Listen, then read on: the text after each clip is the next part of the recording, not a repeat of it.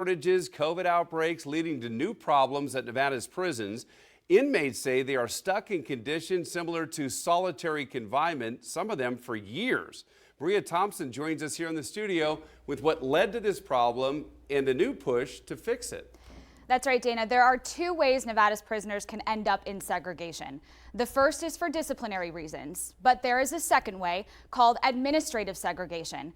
A prisoner can end up in ADSEG for short for types of disruptive behavior, health and safety reasons, or just pending transfers. Some prisoners say that ADSEG keeps them in isolation, like you said, for a very long time.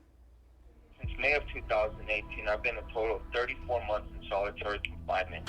Joshua Chavira's history with incarceration goes back to his childhood, in and out of the system since he was 16 years old. How long have you been at High Desert?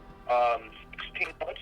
We spoke with Chavira in March, locked up at High Desert State Prison, classified as administrative segregation, pending transfer back to Ely State Prison. He compares ADSEG to solitary confinement. Showers are caged in, so it's a single shower. You have multiple showers next to each other, but they're caged in, so you're placed in a cage in the shower.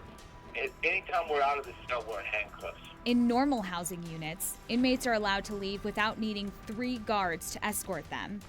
In segregation, inmates are locked inside 23 hours a day, only getting out for 1 hour of yard time. It wears on me. It wears on you. It's just being in a cell by yourself all day. You don't have a chair to sit in, or, so I'm in a bed all day and my body aches just from laying around all day. For years, he filed grievance after grievance with the state. Thus far, I have been housed in solitary confinement for 222 days. Those were denied. I feel helpless. I feel hopeless. The state wrote it's because Chavira tried to escape, and he must stay segregated that way until he's taken back to Ely. Basically, I'm just sitting here in limbo with no idea where I'll be, where they'll place me. They seem to have no place for me. So their solution is just to keep me in solitary confinement. I recently learned Chavira was returned back to the general population this month, but he's not alone.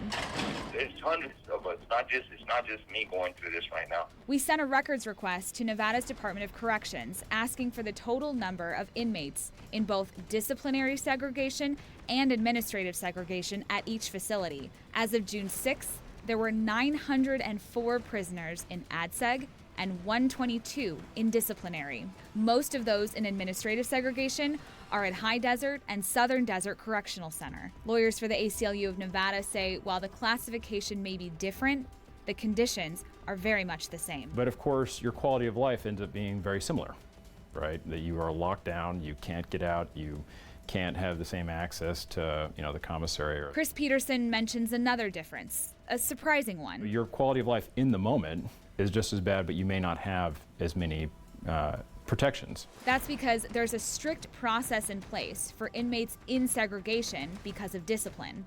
There's also no cap on the length of time someone can be held in ADSEG. The harm that goes along with putting someone in solitary, it's now impacting people who were never supposed to be in those conditions, and there's no justification for having them there. Chavira waited for an answer, while he says his mental health got worse each day. I get so overwhelmed and so anxious, I want to be back in my cell, which I usually want out of. The prison has an obligation to take care of those people. And it's not just an obligation that's like a moral obligation. It is a legal obligation under the 8th Amendment to take care of them. What we're seeing here is that's not happening. What a fascinating story. How do you meet an inmate? Joshua was the inmate in your story. How did you get in touch with him? So Joshua actually called me back in February. We did a story with him back in 2016, and he kept our number, called me back in February. So since then, for the last 4 months, I've had to wait every time he called me, and kind of that was my chance to get more information because, they only have a certain amount of phone time. Right, and you want to make sure that what he was saying to you is true. How long was he in ADSEG? So he says that he was there at the point in February, 34 months. Almost 3 years. And he wrote to the state that he had been in at one point for 222 consecutive days.